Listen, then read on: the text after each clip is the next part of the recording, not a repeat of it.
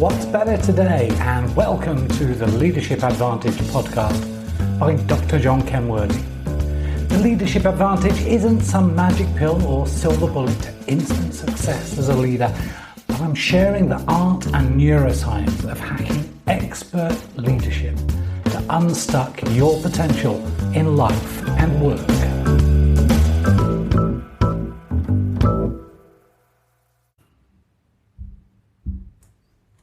Hey there, and welcome to this edition of the Leadership Advantage podcast. And I'm continuing the series on the secrets to being an exceptional presenter, and this is the third in the series.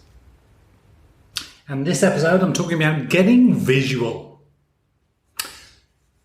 Once upon a time, there was a young executive who eagerly stood at the front of the meeting room and fumbled with the laptop connection to the projector. The audience smirk at the screen background of the young executive in a bathing suit with a large cocktail on the beach. After several long minutes, your phone vibrates and you pull it out to check the message, hoping for release. I really have to take this. Sorry. You lurch out of the meeting room into the blessed relief of the corridor and the relative safety of the coffee pot. A few days later, the young executive approaches you and asks if you have read the project deck. You look aghast, indicating the huge piles of paper overflowing your inbox, wondering what project may mean, because you can remember nothing. Save that bathing suit on the beach with the huge cocktail. So why does visual storytelling matter? Well, in this Advantage Guide, I'm sharing how you can make your presentations engaging, memorable and interesting by utilising the new golden circle of visual storytelling. There are 3 parts to this guide. I'll start with the problem. That is that most presentations and presenters are boring. That smartphones are a presenter's enemy. And you try to give too much information in one go. Then we'll look at how you can gain and keep someone's attention. And lastly, we'll look at how your brain thinks visually and how to use visual storytelling so that you gain attention, engage your audience, and make your presentation interesting and memorable. So let's start with the first big problem, that is most presentations are boring. Take a moment to consider how many presentations you have attended that were fascinating and interesting and memorable. I suspect that you can count them on one hand. Yawn, yawn, and yawn again. It's almost as if someone invented a special tool to keep all the people passive and obedient. A tool that is used in almost every organisation around the world. A tool so cruel in its design that everyone dreads it. A tool that will eat away at your time and steal the fun you might have with your family. What if that same tool could be used for good? A time when people learnt and felt motivated. A time when they truly began to understand what was happening now and in the future. That same tool could be used to change the world and make it a better place. Well, it can, because that tool is the presentation. 70% of meetings are a waste of time, says one HBR survey. To be honest, I think there's another 29% out there who were attending a presentation and lost the will to complete the survey. Is it true? Well, you tell me. How exciting, memorable and useful are the presentations and meetings that you attend? And smartphone interrupters. Someone else decided to put a halt to this death by PowerPoint and invented a way of entertaining yourself whilst sat at meetings. They created their smartphone. brilliant device that can be used to dominate Candy Crush of listening to the latest budget reforecast or receive an urgent call to save the lives of hundreds of victims and bash the bad guys in Gotham instead of paying attention to that tiresome bloke from IT. Of course, you won't be answering that call with its incessant ringing as the poor presenter struggles to bring everyone back on point. And we have a problem of cognitive overload.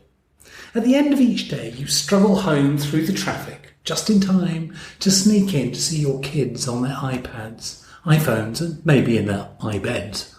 Shove down a lukewarm plate of something congealed and crash into bed, exhausted. How many meetings did you attend today? How many phone calls dealt with? Messages received and sent? How many emails? How much information? Cognitive overload is a situation where there is too much information coming at a person from different angles and they are trying to absorb it all, make sense of it and handle too many tasks. It's a problem of multitasking, which the human brain simply doesn't do. It's not that you can't multitask and other people can. The truth is that they can't multitask either. You can switch rapidly between tasks. My wife can do this far more rapidly than I can. But your brain has to keep several items in short-term memory at once, and that takes an enormous amount of energy, which exhausts the body of its resources, and your brain craves to turn down the volume and try and consolidate all this new data. Every time you switch your attention from the presentation ongoing and your phone beeps, you're loading your brain and forgetting most of what's going on anyway. And if that presentation is boring, it's not going to gain or keep my attention. If you want to gain and keep my attention, then show me a story.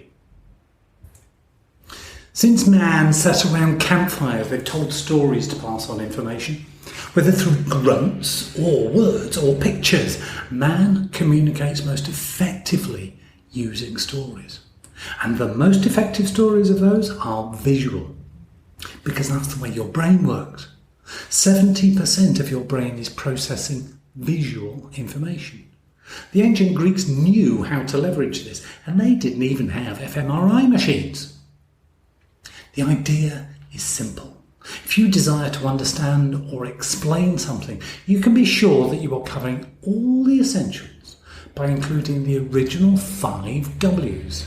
Who, what, where, when, and why. And we add a 6th called how much, because it turns out we like to count things as well. Cognitive scientists and neuroscientists concur with the Greeks that they were really onto something. They were inadvertently showing us a map of the mind. They were showing us the way human beings think. Now, we've learned a couple of things since the ancient Greeks roamed the planet. The first I've mentioned is that we like to count things. So we add how much to the 5 W's. And we have a higher form of visual processing that pulls everything together. It gathers the who and the what, the where, when, and why into a visual cause and effect model. We call this sophisticated model and process with the 3-letter word how. What if I told you that there is a way, a simple and relatively easy way to use this model to explain almost anything visually using this ancient rule? Better still, what if I showed you? Show, don't tell. During my hideous time in the dark, dreary boarding school in southern England, my dishevelled English teacher exhorted me to show, not tell, the story. I hadn't a clue what that meant. I drew pictures, badly, to illustrate my prose.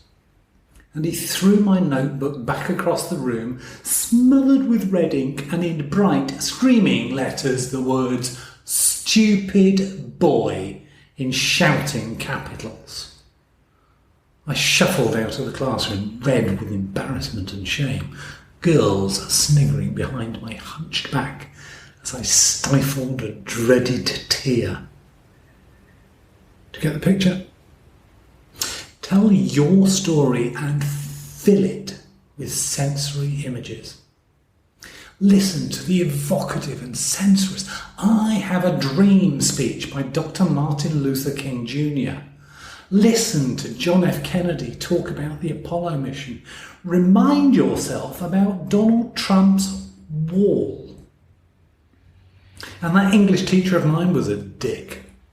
Pictures can work brilliantly too. Charts, diagrams and images. If they add value to your presentation, include them.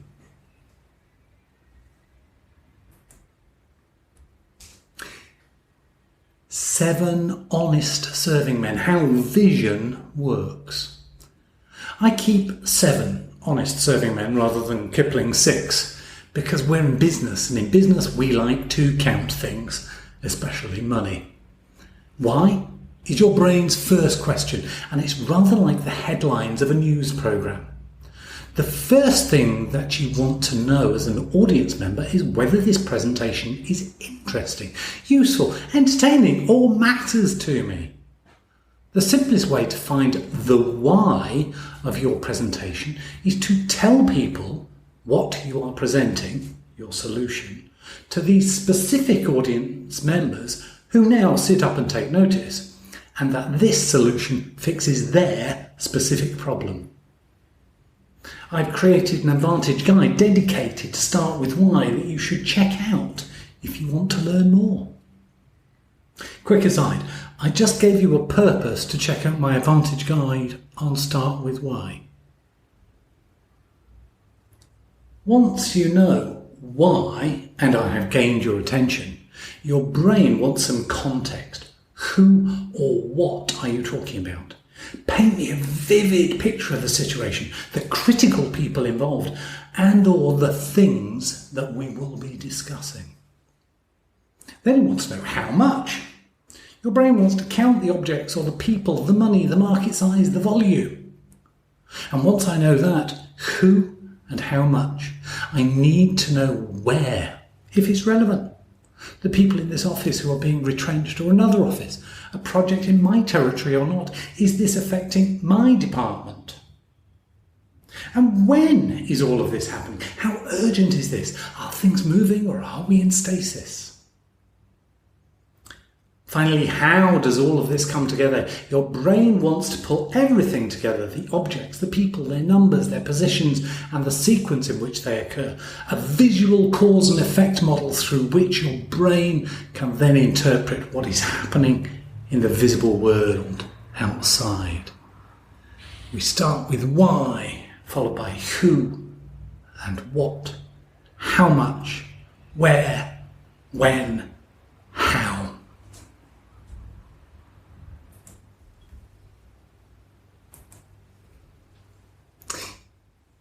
We need to look at the storytelling element as well. We know how the brain works now. Let's get into storytelling. And let's talk about the hero's journey. Using the 7 honest serving men is how your brain thinks through everything. And most of the time it uses visual processing to do so. Visual processing is much quicker than language or touch. Don't believe me? Try a dine-in-the-dark experience soon. You'll be stunned with just how much you rely on visual cues. But if you want to keep my attention, I need you to play with a little tension by digging the pain and building the gain. The most well-known and used storytelling template is the hero's journey. It is best illustrated by Pixmar's Emma Coates, quoted by Daniel Pink's 2013 book To Sell Is Human. Once upon a time, ... Every day, ... One day, something happened. Because of that, ... Because of that, until finally, resolution. You fill in the blanks with your storyline, and this makes an excellent vehicle for putting together a short and sweet pitch for your new project, or even just introducing yourself. On the show notes, there's a diagram that I've created that shows you the hero's journey and the Pixar pitch and how it all plays together. Just remember that in your presentation, you are not the hero. Your audience is the hero. Word pictures are great. Word stories are great. The world's best orators, Martin Luther King Jr., John F. Kennedy, Jim Rohn, Tony Robbins, Zig Ziglar or Winston Churchill, all used beautiful and elegant word pictures to communicate brilliantly. In your presentations, you want to engage as many of the 5 senses as you possibly can. And if you can use slides, a whiteboard or a flip chart, then you can use pictures or diagrams to help your audience see what you mean. And since we know how visual thinking happens in the brain, this means that we only need 6 pictures to illustrate any story. Now, if you go to the show notes, you can see a picture that I've drawn of the 6 pictures to illustrate any story. It's the why, an equation, the who or what, which is a portrait, how much is a chart or numbers, where is illustrated by a map, when could be a timeline, for example, and how, very often, is a flowchart. And that brings me to the new golden circle. And I'm just building on Simon Sinek's golden circle with our components and visual thinking. We have the new golden circle. The inner 2 rings remain why and how at the centre of everything, with who, what, how much and when and where being the visible, external facing things that you will be presenting. Again, just go to the show notes. You'll see that picture and you'll instantly get the new golden circle approach. So let's summarise. In this guide, I've shared with you how you can make your presentations engaging, memorable and interesting by utilising the new golden circle of visual storytelling. We've learned that most presentations and presenters are boring, that smartphones are a presenter's enemy and you will try to give too much information in one go. Then we looked at how you can gain and keep someone's attention, and lastly we understood how your brain thinks visually and how to use visual storytelling so that you can gain attention, engage your audience and make your presentation interesting and memorable. So what can you do with this? Well, for your next presentation, prepare by answering each of the questions and then create a Pixar pitch to generate a storyline. Why you are doing this presentation, i.e. for what purpose are you making this presentation? Go back to the Start With Why guide on the problem plus solution plus audience target. Who and or what is your topic? i.e. what is the context, your solution and your problem? How much does this cost or benefit? What is the business plan, the ROCE, the ROI, the NPV or IRR? When is this happening? Do you have a timeline? Where? Location details that matter, department boundaries, etc. How will all of this happen? Who does what? Where? And when? Keep refining this until you are completely satisfied that you have answered all the questions you need to answer. Then use the Pixar pitch template and create a hero's journey storyline to pitch this presentation quickly and simply, once upon a time, every day, one day, because of that, until finally. Enjoy. Be greatly blessed.